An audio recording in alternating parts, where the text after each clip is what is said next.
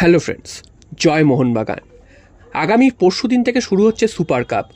আজকের কিন্তু সেই আপডেট চলে এলো, যেটা চার্চিল ব্রাদার্স এফসি নাম তুলে নিচ্ছে বা নাম প্রত্যাহার করে নিচ্ছে সুপার কাপ থেকে। সেই অফিসিয়াল আপডেট কিন্তু এআইএফএফ এর তরফ থেকে পাঠিয়ে দেওয়া হলো। তো এআইএফএফ আজকের একটা বিজ্ঞপ্তি দিয়ে জানিয়ে দিয়েছে যে আগামী 20 তারিখ মোহনবাগানের বিরুদ্ধে চার্চিল ব্রাদার্সের যে খেলাটি ছিল সেই খেলাটি হবে না।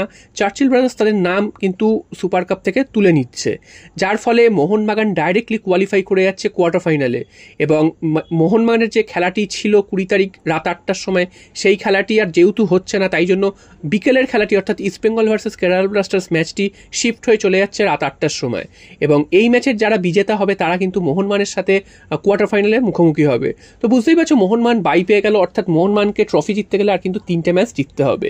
তো আমাদের সামনে এখন লক্ষ্য হচ্ছে কোয়ার্টার ফাইনালে কোন টিম পড়ে।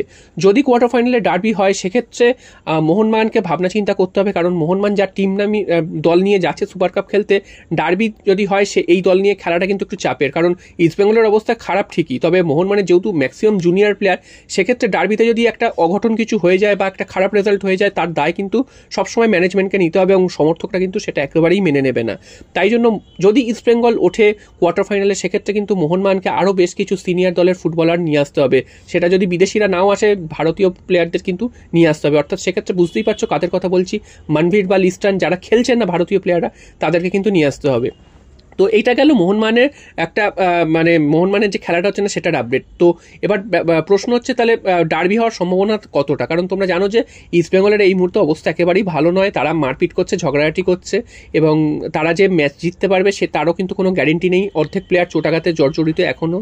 এবং উল্টো দিকে কেরালা ব্লাস্টার্স, তারা তাদের মধ্যে এইসব কোনো দ্বন্দ্বফন্দ কিছু নেই ঠিকই, তবে তাদেরও কিন্তু অনেক দিন ম্যাচের বাইরে রয়েছে, এবং তারাও কতটা ফিট রয়েছে বা তারাও কতটা ভালোভাবে খেলতে পারবে সেটাও একটা ব্যাপার। তো আর যেহেতু এটা নকআউট একটা ম্যাচ, এবং এখানে যদি ড্র হয় সেক্ষেত্রে টাই ব্রেকার হবে, কোনো এক্সট্রা টাইম হবে না, ডাইরেক্ট টাই ব্রেকার হবে যদি ম্যাচ 90 মিনিটসে ড্র থাকে। তো একমাত্র ফাইনালেই এই এক্সট্রা টাইম হবে, এবং টাই ব্রেকার যদি হয় তাহলে হবে। এছাড়া বাকি খেলাগুলোতে কিন্তু সমস্তটাই কিন্তু 90 মিনিটসের পর টাই ব্রেকার হবে। তো কোনোভাবে যদি ইস্টবেঙ্গল বা কেরালা গোল করতে না পারে, সেক্ষেত্রে টাই ব্রেকারে যাবে, তখন কিন্তু 50-50 হয়ে যাবে। তাই জন্য এখন থেকে বলা যাচ্ছে না যে কোয়ার্টার ফাইনালে ডার্বি হওয়ার সম্ভাবনাটাই বেশি। তো দুটো দলেরই কিন্তু অবস্থা প্রায় একই রকম, এবং আইএসএলেও যে দুটো দল একদম ভালো খেলেছে তাও নয়। তবে যারাই পড়ুক না কেন মোহনবাগানের সামনে, মোহনবাগানকে কিন্তু স্পোর্টিংলি নিতে হবে ম্যাচটা, কোনোভাবে হালকাভাবে নেওয়া চলবে না, এবং কোনোভাবে কিন্তু গুরুত্ব দেওয়া দেবে না, এরকম যেটা শোনা যাচ্ছিল সেটা যেন না হয়। তো আমরা আশা করবো মোহনবাগানের সামনে যেই পড়ুক না কেন, আমরা তাদেরকে হেলায় হারিয়ে সেমিফাইনালে পৌঁছাবো। তো সেই ম্যাচগুলো সম্ভবত 27-28 তারিখ থেকে শুরু হবে, অর্থাৎ মোহনবাগানের প্রথম ম্যাচ মোহনবাগান খেলবে 27 বা 28 তারিখ এই সময় থেকেই। এরপর চলে আসি যে ট্রান্সফার রিউমারটা নিয়ে যে কথা হচ্ছিল, সেই ট্রান্সফার রিউমারের বিষয়। তো ট্রান্সফার রিউমারটা পিভি বিষ্ণুকে নিয়ে গতকাল রাত থেকেই কথা হচ্ছে। তো বিভিন্ন জায়গায় বিভিন্ন রকম কথা শোনা যাচ্ছে, পিভি বিষ্ণু আসতে পারেন, কেউ বলছে পিভি বিষ্ণু আসবে না, একেবারেই ফেক খবর। তো এখনও অবধি কিন্তু ফাইনালি জানা যায়নি যে আদৌ পিভি বিষ্ণু আসছে কিনা। তবে তার সাথে যে লিঙ্ক আপ হয়েছে এটা তো 100% সত্যি, যার কারণে এত বড় একটা বিভিন্ন নিউজ চ্যানেলের নিউজ পোর্টাল থেকে কিন্তু এই খবরগুলো বেরিয়ে আসছে। তো সেদিক থেকে দেখতে গেলে মোহনবাগান কিন্তু তাকে টার্গেট করেছে, এটা কিন্তু একদম ঠিক, এবং তার এজেন্টও কিন্তু মোহনবাগানের সাথে কথাবার্তা বলছে এবং একটা বেশ ভালো দর হাঁকিয়েছে। এখন প্রশ্ন হচ্ছে যে পিভি বিষ্ণুর সাথে তো ইস্টবেঙ্গলের আরও 1 বছরের চুক্তি আছে, তো সেক্ষেত্রে পিভি বিষ্ণু কি আসতে পারবে? তো সকালের ভিডিওতেই তোমাদের বলছিলাম যে এক্ষেত্রে একটাই জিনিস রয়েছে, হয় ট্রান্সফার ফি দিয়ে সেই প্লেয়ারটিকে নিয়ে আসতে হবে। যদি ইস্টবেঙ্গল রাজি না হয় ট্রান্সফার ফি দিয়ে পিভি বিষ্ণুকে ছাড়তে, সেক্ষেত্রে কিন্তু মোহনবাগান আনোয়ার আলীকে যেভাবে ইস্টবেঙ্গল ছিনিয়ে নিয়েছিল সেই পন্থাই অবলম্বন করবে, তেমনটা কিন্তু মনে হচ্ছে। যদি ডিলটা কনফার্ম হয় বা ডিলটা ডান করতে মোহনবাগান ইচ্ছুক হয়, তো সেরকমই কিন্তু করবে, সেরকমটা কিন্তু শোনা যাচ্ছে। এবং যেহেতু আনোয়ার আলীর কেসটা এতদিন ধরে ঝুলে রয়েছে, কোনো সুরাহা হলো না, উল্টো দিকে মনে হলো যেন ইস্টবেঙ্গলই জিতে গেল বিষয়টা, তো সেটা কিন্তু এবার মোহনবাগান উল্টো দিকে করে দেখাবে, এবং মোহনবাগান এটা কিন্তু একটা বদলা নেওয়ার সুযোগ পেয়েছে। আর পিভি বিষ্ণুই হচ্ছে এই মুহূর্তে ইস্টবেঙ্গলের সবথেকে আলোচিত প্লেয়ার বা সবথেকে ভালো খেলা প্লেয়ার। তোমরা জানো যে যতগুলো ফুটবলার খেলছে তার মধ্যে এই প্লেয়ারটি কিন্তু সবথেকে নজর কেড়েছে।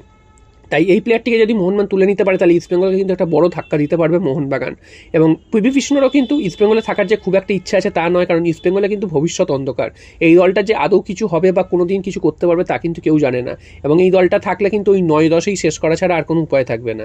এবং মোহনবাগানে যদি আসতে পারে, অনেকটাই কিন্তু লাইমলাইটের সামনে আসতে পারবে, অনেকটা ফোকাস পাবে, এবং আরও ভালো ভালো জায়গায় কিন্তু খেলার সুযোগ পাবে, সেটা কিন্তু পাবে। তাই জন্য মোহনবাগানের অফার কিন্তু আকর্ষণীয় হবে, সেটা কিন্তু বলাই যায়।